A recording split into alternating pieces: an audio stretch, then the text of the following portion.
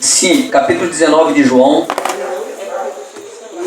versículo 25, 26 e 27. Amém?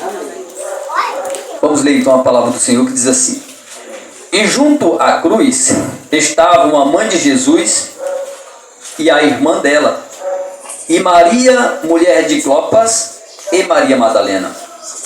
Vendo Jesus, sua mãe, junto a ela, o seu discípulo amado, disse: Mulher, eis aí teu filho.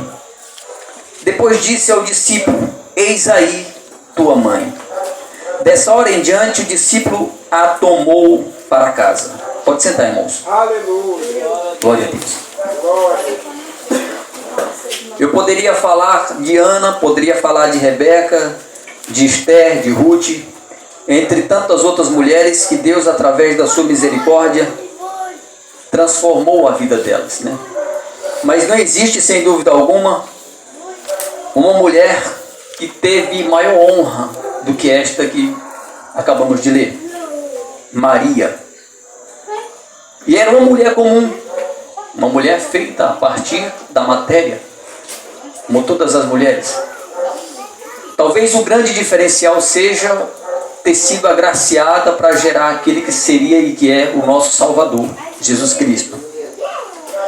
Maria era uma mulher devotada, uma mulher calma, simples, que levava uma vida como todas as mulheres de sua época, baseada no livro da Torá, seguidora fiel do Deus, o único e verdadeiro Deus, que é o nosso Deus. E Deus se agraciou daquela mulher e colocou ali o plano salvífico através do nosso Salvador Jesus Cristo. Aleluia, Jesus.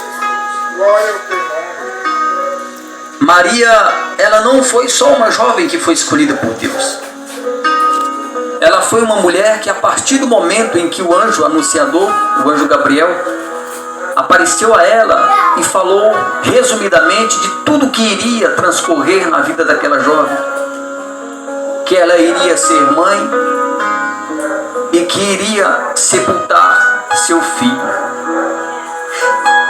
Deve ser uma dor muito grande.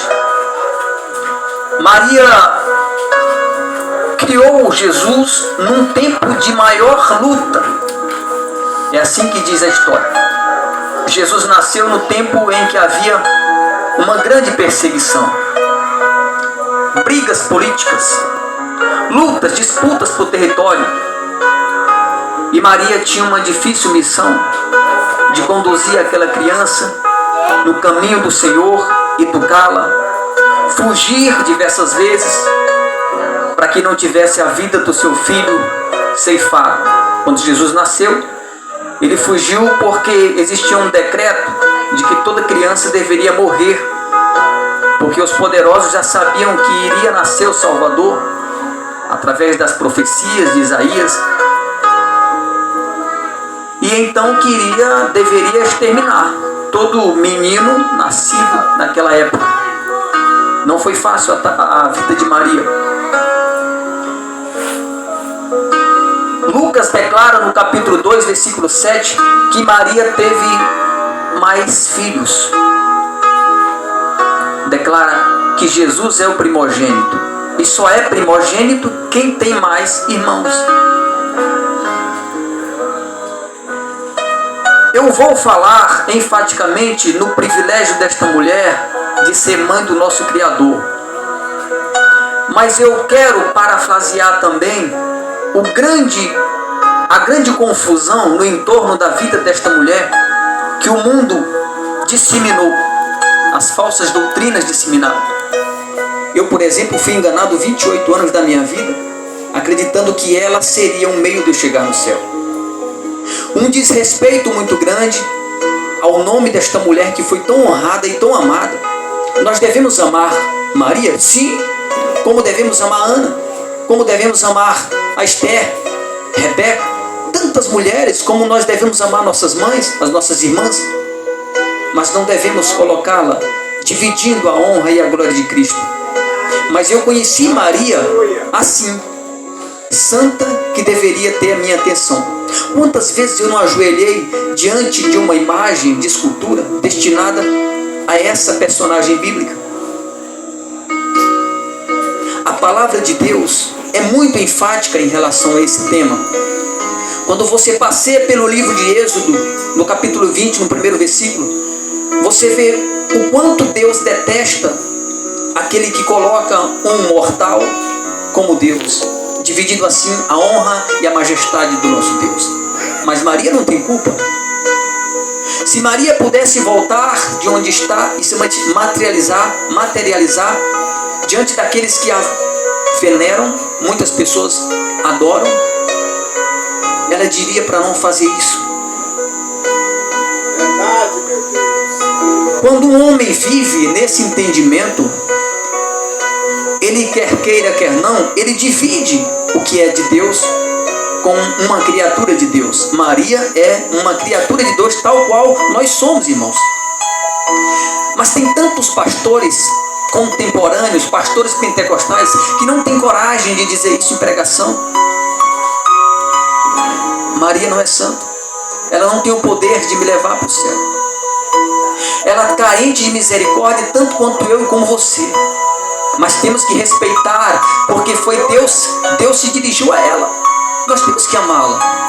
Não podemos difamar Maria, assim como não posso difamar Ana, assim como não posso difamar Maria Madalena.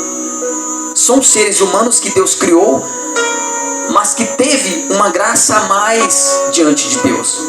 E portanto receberam uma missão. Mas eu tenho que falar por onde eu passo. Somente Cristo pode nos levar para o céu. Não há outro caminho. Vocês há de lembrar da passagem das bodas de Caná, quando Jesus ali está e cede um pedido da mãe. Mas observe que Maria lhe dirige a palavra: faça tudo o que ele disser e não tudo o que ela disser.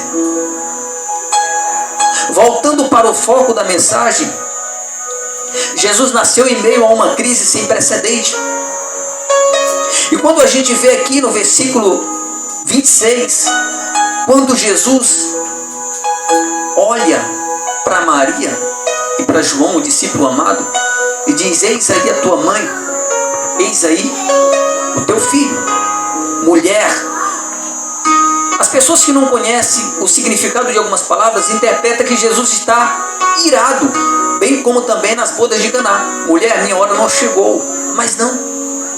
Mulher era uma palavra de supremo respeito naqueles tempos. Hoje em dia, talvez, se você chamar alguém de mulher com um tom mais alto, talvez ela interprete que você está com raiva, não sei. Mas nesse tempo da história, nessa cultura judaica, mulher era como se fosse: senhora, passe aqui, senhora, faz favor. Jesus tinha um profundo respeito. Ele tinha que dar um exemplo para nós. E Jesus fala que Maria agora está sob a guarda de João. Jesus nunca deixará uma viúva desamparada. Quando Jesus dirige a palavra a Maria: eis aí o teu filho, eis aí a tua mãe.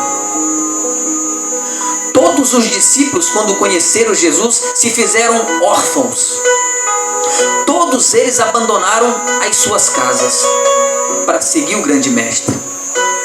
E a faixa etária desses homens não eram, como muitos pensam, de 30 a 40 anos. Todos eram menor de idade, com exceção de Pedro, que tinha 18 anos. Os demais eram tudo menor de idade. Então eram adolescentes quando começaram a seguir o grande mestre. Todos saíram de casa, portanto se fizeram órfãos, porque saíram de casa.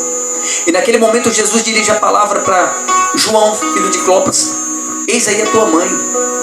Agora ela é a tua mãe e você é a mãe dele. A mensagem que eu queria deixar nesta noite é que todos nós precisamos uns dos outros. Nós precisamos uns dos outros. Enquanto cristãos, nós somos elo de uma corrente. E não podemos jamais nos desligar um do outro, porque foi Cristo quem nos uniu.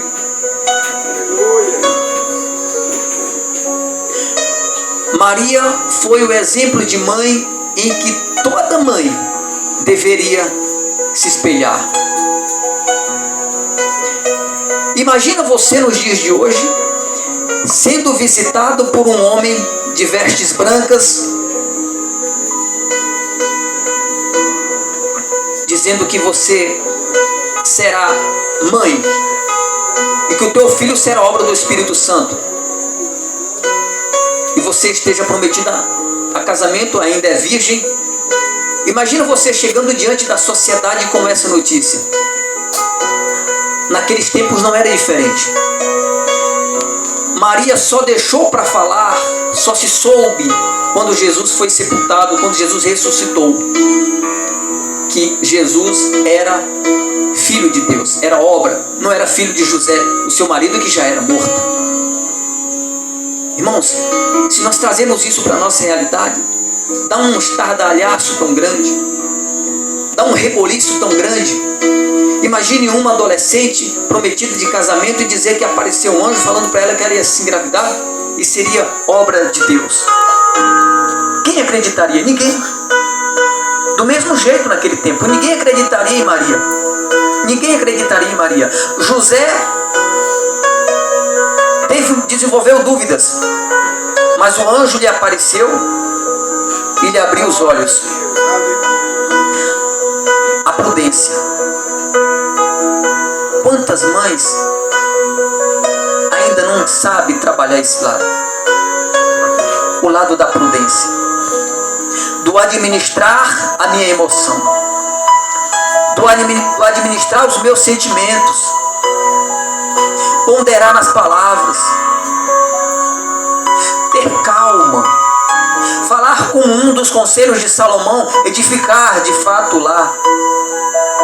Quando há contenda entre os filhos, quando há contenda entre a sua parentela, quando há contenda entre o seu marido, ter prudência. Prudência no falar, prudência no agir.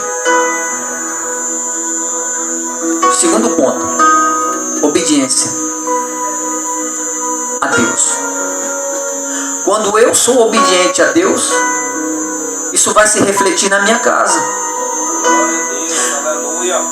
A mãe que é obediente a Deus, à voz de Deus, ela instrui o seu filho no caminho do Senhor.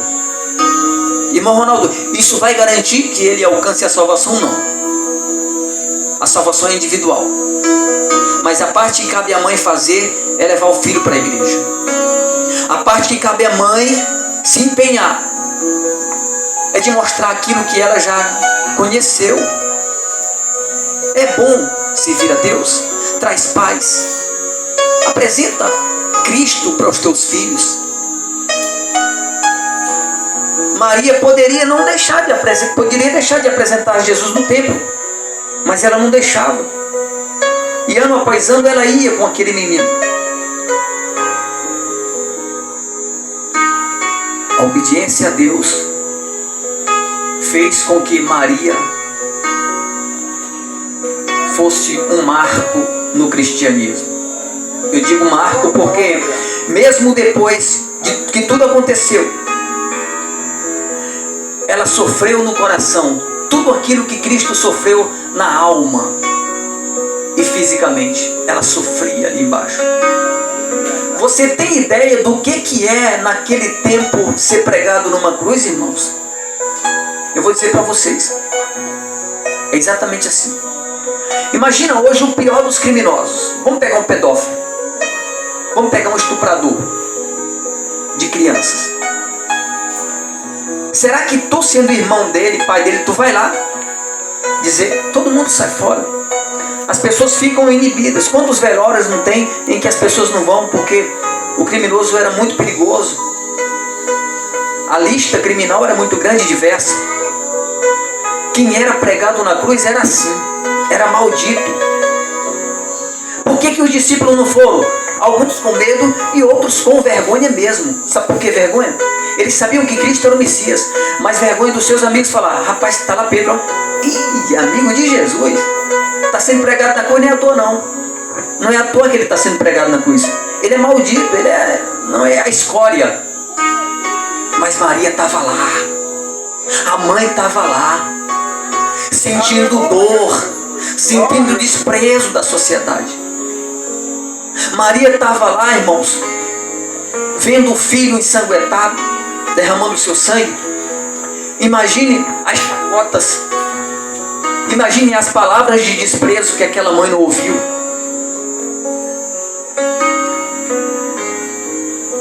Diferente de hoje.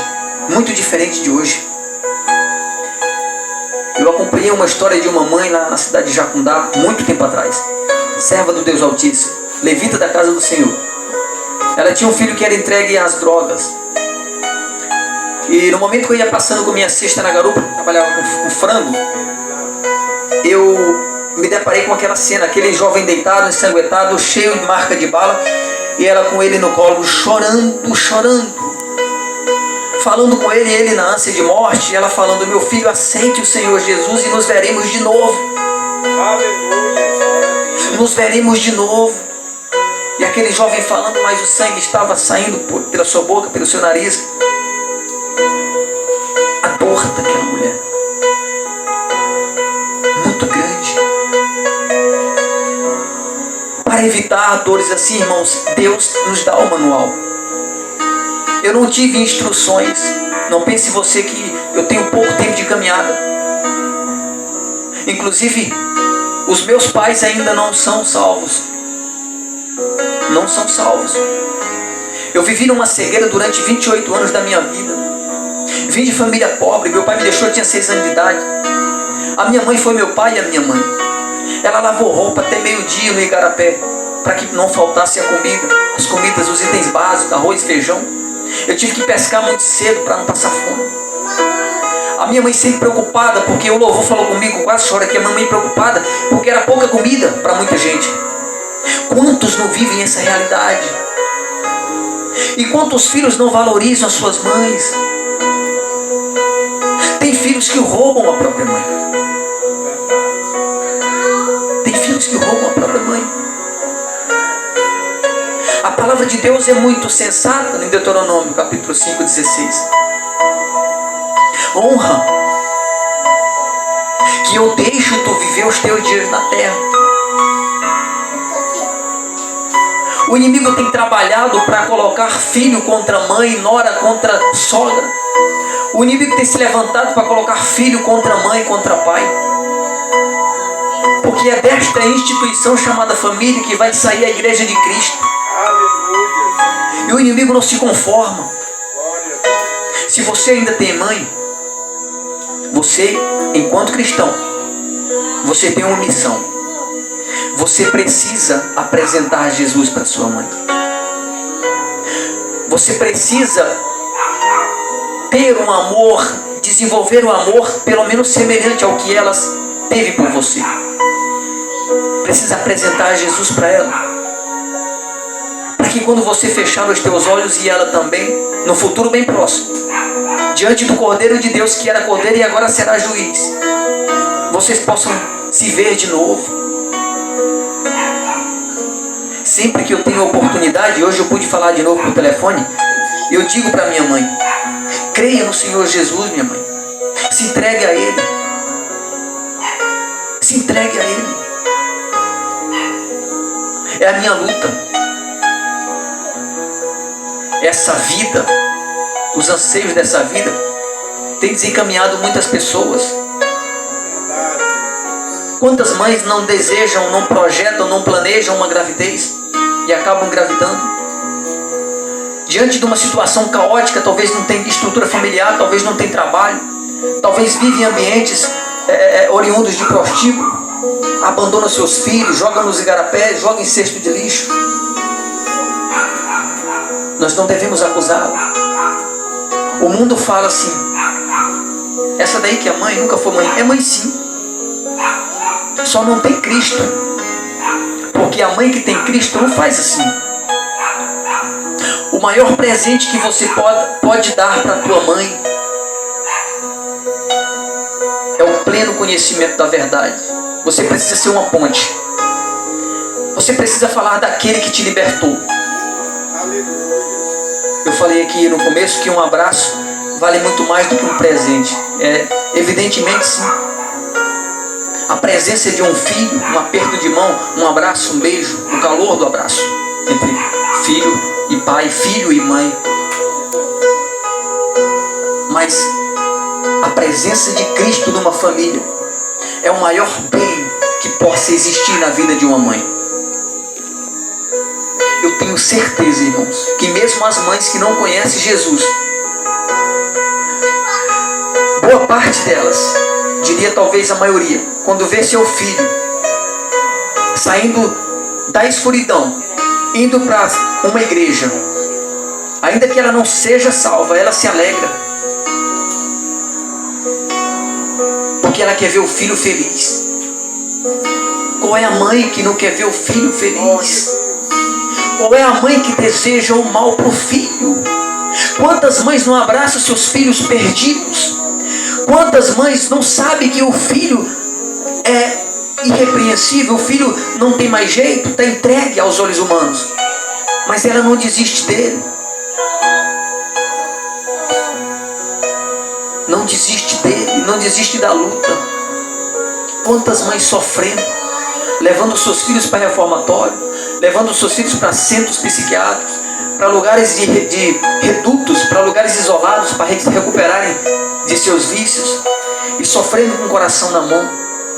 Quantas mães aqui fora e os filhos lá dentro do presídio.